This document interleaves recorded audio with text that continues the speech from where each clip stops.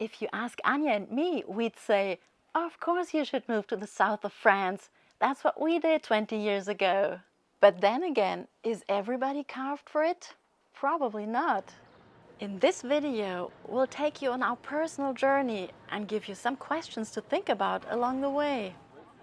Hopefully, by answering them honestly, you'll get a better idea of whether you're cut out for an expat life. And even more so, whether the south of France is the place to move to. If you usually watch our travel videos about the most beautiful places on the French Riviera, don't be surprised that this one is quite different from the others. We thought it was about time you learned a little more about why we know this region so well. By the way, keep scrolling through our playlists for all those insider tips you'll get in our videos. So, Anja and I both moved to the south of France about 20 years ago. We didn't know each other then, but a few years later we met and immediately became friends. Because, well, we were in the same situation. We were strangers in a foreign country, having left our friends and families behind. Add in our shared love for the outdoors, kids who are more or less the same age, and our common home country of Germany. Yep, everything was pretty much inevitable. But now, let's find out if the south of France is a place where you could live too.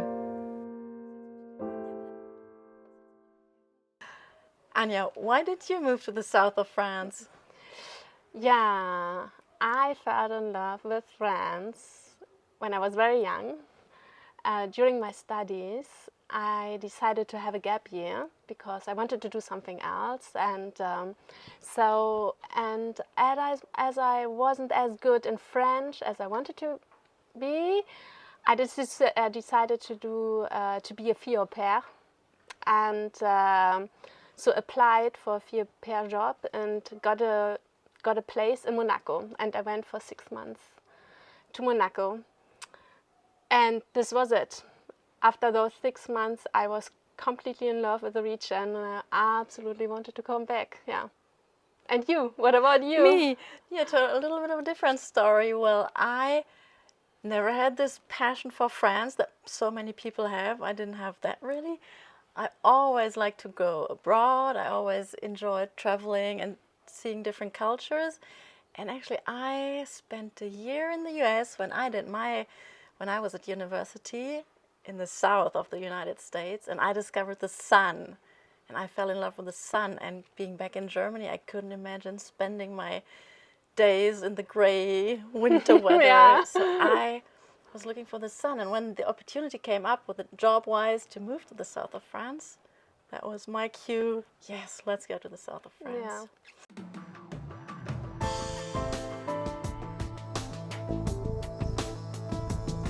We won't talk about technical things like work permits or tax issues, but all the other things you should consider before making the big move, like your personal situation in life, whether you'll be looking for a job, your language skills, and the culture shocks you might face. So back to our conversation. There are actually 3 different situations you could be in your life when you move to the south of France or to France. You could be a student, you could be on the job, or you could be retired. There are 3 classic situations in life that make you think about moving abroad or not. And we will only talk about the job situation because that's all we know, right? Exactly, yeah. We just wanted to talk about that. It's always best if you've already a job before you get here. Like if you are at home and you already know, okay, I'm gonna have this job right here. That makes life easier, right? Yeah, absolutely. But you can also come without a job. It just makes it more complicated. Yeah. If you're in one of these 3 businesses, yachting, informatics or tourism, then you have some chances to find a job. But if you want to make a big career move, this is not really the place to go, is it? Yeah, absolutely. You can work, you can find a job, you can make your living, but if you want to climb the ladder, you would have to go to Paris, right? Yeah, yeah, yeah. This is here. You get a little bit stuck here. You do compromises to have the sun, and job-wise, you'll have to compromise. Yes. Most of the time. You get good salary. You can live. You can have a decent life down here. You can buy a house. What we did, and it also depends on your job. Not everybody can. Yeah. Have to have But this is possible, sort of having a career, but then you get stuck. And by the way, there's also Monaco. If you want a job, Monaco is there's lots of jobs in Monaco. This so is that's true, another alternative if you're looking for Yeah. jobs. There's the three big job markets probably, Monaco, Nice, and Sofia Antipolis. Yeah. And what I wanted to add is, or to mention, is that the French system is very much on diploma. So you need sort of a degree.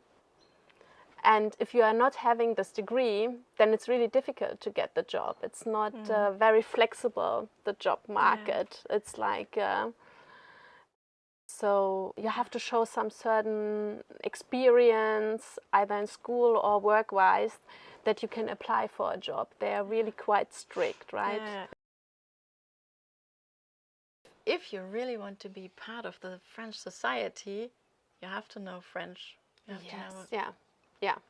Otherwise, you'll always be in your parallel universe, which is possible. We know many foreigners that kind of stick to their Anglophone community. This is possible. There are jobs and there are ways that you can really survive here without speaking French. I know several people.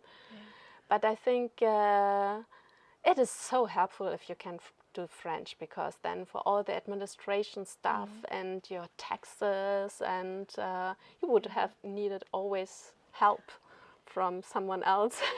And it opens new horizons. It's a richer life if you're able to, of course, be part of everything. Yes. And that's the language. If you don't, and in the beginning, I wasn't able to take part, and now I feel confident. Like I have learned enough to be part of society, even though I still feel like a baby when I speak in French and I'm not able to express myself the way I want to. This is only Aila. I'm okay with that. I can survive. I can do my taxes. I can answer on phones. The daily life, whatever you have to do here in France, I can do it. Yes. I can do it. So I don't. If Aila is here complaining on a very high level. The German community or all international communities are quite strong here in Sofia Antipolis, where we live. And so we are not so exposed to the French as often as But we forgot to point out that the French Riviera on the Côte d'Azur is a very international place, maybe even more international than Paris. If you want to come to France and don't want to necessarily speak French, this is the place to be, because you'll hear all kinds of languages and you'll get by with English just fine, because this is a very international area. We've talked about friends before, because we said friends are good to have to learn the language. Yeah. But of course, friends are more important to feel at home, to feel good in a country. So we need friends. Yeah. We needed friends back then. Was it difficult for you? How did you make friends back when you arrived? Yeah. As you know, for quite some time I lived in Nice, and there I was more or less in a very French environment, no expat society around me, and I felt really in France. And I have to say, at this time it was more difficult to find friends. But then with school helped a lot. Little children, having children in school is really a good way to find friends. I think this is around the globe. Helps. It always helps. Same for us. Yeah. Same for dogs, by the way. If you have dogs, you'll always make friends. Dogs and kids. And so, yeah, I got a really good friends over there in Nice. But then we moved here to Sofia Antipolis, and we talked about it already. This technological park, and there's a huge expat community, as you know. And And it here was much easier, as people have the same mindset. We are speaking the same language. You cross people with your mother tongue, and so you have the same experience. And I don't know if they are more open. I don't want to say this. It's maybe not fair. It's just that they have the same background as we do. So I think therefore it's easier to find friends in this international environment, because you've got stuff to talk about right away. Yeah, I made the same experience. I think another great way is also always to go into an association and become part of an association, or charity things. That obviously, as soon as you find people that have the same common interests with you, right away it's easy to make friends. But one other thing that is maybe special here that comes to my mind is that many people move to the south of France, but also many people move back to where they came from, or to a third and fourth country. So sometimes you make great friends, and suddenly, and then they go. Off they go. Yeah. So that is maybe it happens more often here than in other places of France, of the world, maybe because it's a very busy place with a lot of movement. Culture shocks. Yeah. We have to talk about culture shocks because that's just something that happens when you move to a foreign country, right? Exactly. Yeah. But we realized, discussing beforehand, that it's been so long for us that we're so used to everything in France by now that we don't realize those culture shocks anymore. But still, do you remember anything from back when we arrived? Yeah. I tried to find something for you, and so I'm talking about cars, and you have to be prepared to experience some dents in your car. Quite surprisingly, all of a sudden you get to your car and there are a new dent, whoop, and you don't know where it came from. It's just there. Don't buy an expensive car, or don't like your car too much. If not, it can be really annoying. Yeah. We have this German perspective, and in Germany, cars are a big thing, and so every dent is an insurance case, and you would always leave a note so that you can handle to fix it. So, but this is not here the case. Right. You use the car in France. It's not your a holy thing that you put someplace and admire, but you use it, and so dents happen. Dents happen, yeah. Also, remember the roads are really narrow. Parking lots are really narrow. Absolutely. So just by using the roads, you'll get some dents and parking your car, or maybe buy a small car that helps too. Yeah. Small car and not so expensive. Yeah. I remember one thing that when I think back, that annoyed me, but that I like a lot now, which is when I first arrived from Germany back in the day, and I went to do my grocery shopping. I would get in line, put all my groceries on the belt, and be in a hurry and the woman at the cash desk would first go bonjour to the person in front of me, and then exchange some niceties and talk about the weather maybe, and take all the time in the world. And I would go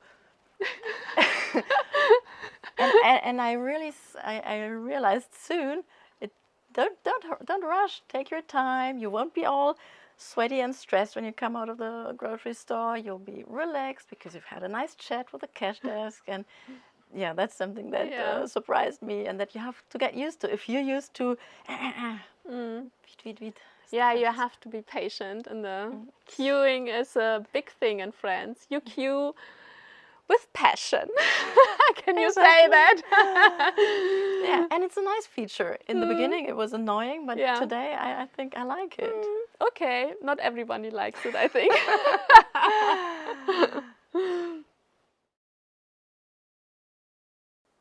Anja, what would you say? Have you picked up the French culture? I tried. I tried because I really wanted to live in France, and I wanted to be really part of the society, and I really wanted to live a life as like a French person. So this was really my aim. But of course, I still have some habits back from Germany, and this is what we also discussed, and I think this is the same for you as well. So you pick what you like, and so you got a sort of a mixture of both cultures. Yeah. And this is what I would say. But I really, in the beginning, I really wanted to be a French person. I wanted to live in France. I wanted to talk, even if it was hard. And this was my goal. This was where I came, more or less. It was not that I wanted to come as an expat and live in a parallel life. So no, or in my special bubble. I wanted to be really part of the society. I don't think that I had the same. I wasn't as good as you, and I didn't give it a thought even when I came here. Do I want to pick up the French culture or not? I just jumped in and did what I could. But I realized that without specifically wanting it, I did pick up lots of things because many things I like a lot. I was thinking about the apéro habit. Yes. I don't know if you know about that. That's when you meet friends at around 5 p.m. to have a glass of wine. Yeah, that's a typical French thing that I hadn't heard of before I came to France, and I like it a lot because you can invite people. You don't have to prepare a proper dinner. You get together casually, just for 2 hours or so, and that's a culture, a very French thing, I think, that I love and that I've picked up. And in that sense, I think we have some things that we took from the French culture. But I know that we have little Germany at home because we've just kept many habits that we were so used to. So. We'd like to end on a personal note with a tribute to one of the most beautiful places in the world. So, Aila, we should not forget to tell the people what we like about the south of France, living here, being down here. Absolutely. Let's make a list. So, the most important thing to me is the weather. It's the sun that shines not every day, but often, and the light that comes with it. So weather is the number one reason for me to be here. Yeah, right. What else? What else? Of course, the beautiful landscape. The landscape is amazing here. We got the Alps, the huge mountains, and then just next to it, the blue sea, the Mediterranean. And what is so special about it, thanks to the weather, we can use it year round. You can live outdoors and be outside all year long, because even in the winter it's cooler, but the sun will shine and you can be outdoors, go hiking, you can even go swimming in the winter. If you love sport, you are really, and this is what we do. Yeah. So we are just perfect here, right? This is why we stay. We can't move anywhere else because we got the Alps. We love hiking. We got the Esterel Mountains. We are pointing this out so often in our videos. This is why we do this, because we love them so much. We are hiking a lot. Yep. We love all kind of outside activities. Another thing that I won't tire to talk about is the internationality. It's just beautiful to be surrounded by all kinds of different people from all different countries, and that's so, yeah, it's fun. Of course, we should not forget to mention the cultural events we have all over the year. Yeah, lots of opportunities. There are big concerts, ballet, opera, and even like from the entire world, you'll get shows that come here. Exactly. High class, high level. Exhibitions in Monaco and in Nice. What else? I wasn't before, but I have become a foodie, I think, because I discovered French Mediterranean cuisine down here, and it's amazing. The food you can get down here. It's just great to discover, to test or check out different restaurants. And I didn't know food like that before. The dishes are exceptional. Not always, but so much good stuff. And the vegetables that grow here, they just have great taste because they have all the sun. So And there's lots of great chefs around, lots of Michelin-starred chefs, but you don't even need them. Even the regular chefs, they cook great meals. Yeah, right. I agree. Yeah. What I find personally very important, and I think for you it's the same, that we are quite good connected. Nice is really, imagine we are really in this very end of, in the south of France, really in the last corner to the east. But due to the airport, we are really well connected and we can go easily everywhere. So back home to family and friends, but even to other places around the world. This I find personally it's very important. Yes. And It's the airport, but also the train. Absolutely, You can like go to Paris in 5 Yes. hours. And even by car, you can. We drive a lot because we have dogs, so it's easy to drive to Spain, to Italy, of course, and to all over Europe. It's Absolutely. Warte, mein T-Shirt. Sie geht an dein Wasser. Warte, mein T-Shirt.